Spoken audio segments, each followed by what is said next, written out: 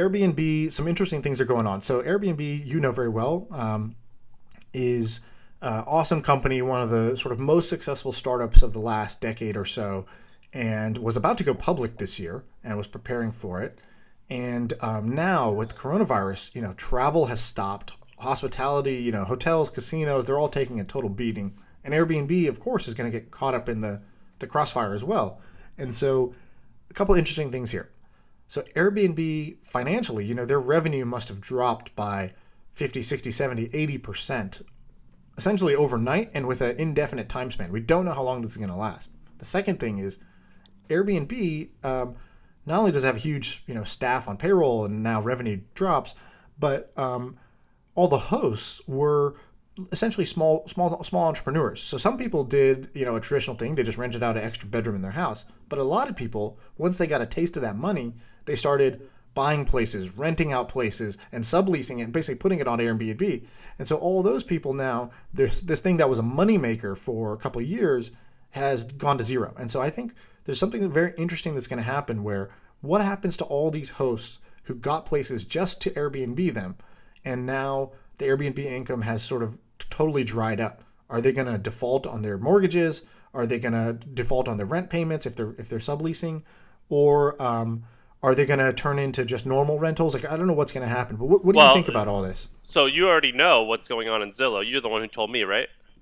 Well, I did see some charts, yeah. So I saw some charts that basically showed on Zillow normal housing, so just normal rentals, not a short-term Airbnb stay, but just here's an apartment for lease for 6 months, is exploding. So like it looks like the coronavirus is like, here's last month, one little blue dot. This month, 15 blue dots on the map, right? It's like the number of listings is exploding for rentals, which is also bad for Airbnb because in places like San Francisco where there's a housing shortage, and for years Airbnb has been saying, oh, we don't contribute to the housing shortage. We're a different thing altogether.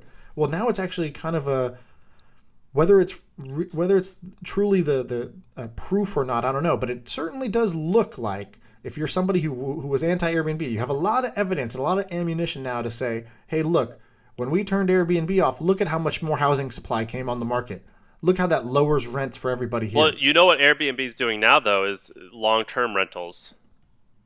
They've been getting into that for a while where you can rent something for many months, maybe many years.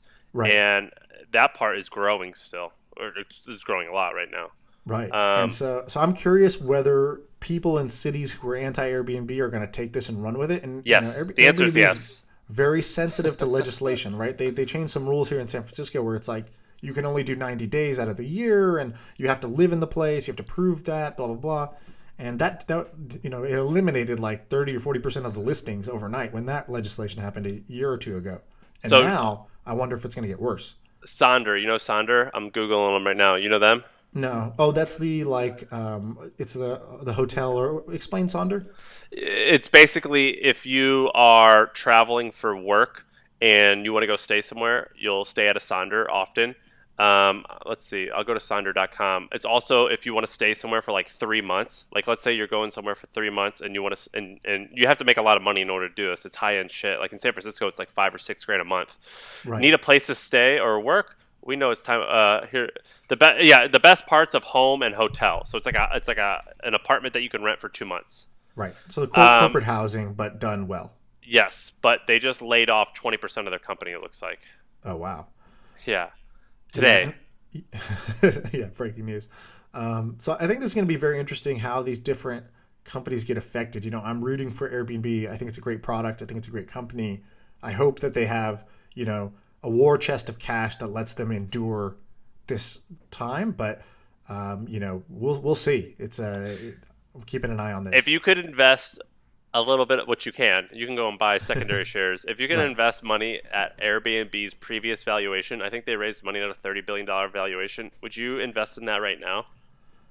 Well, I'd need to know more, right? I need to know about how the company's financials look. And let's say that revenue dropped. Let's say revenue dropped 70% for this quarter. I'm not so concerned about the 70% drop because that I think is more temporary. So I just need to know: do they have enough cash in the bank to endure this, or I think they have $3 billion. Okay, so the $3 billion, they're probably burning several million a month, but $3 billion should still last you. through this time. And then the other question is, were the fundamentals good to begin with? So a lot of times these companies don't have great unit economics or fundamentals to begin with. And so when the downturn comes and people start looking for things that are more stable, more sure bets, these high growth but poor unit economic companies, they struggle. They were And so we'll profitable in see. 2018. Ah, dude, I love this. This is like an analyst call. I could just And I think they're also profitable in 2019. This is all public information. right. So yeah. So if they're profitable right now, even with this explosive growth, then yeah, it's probably a pretty good bet to pick up a little secondary there.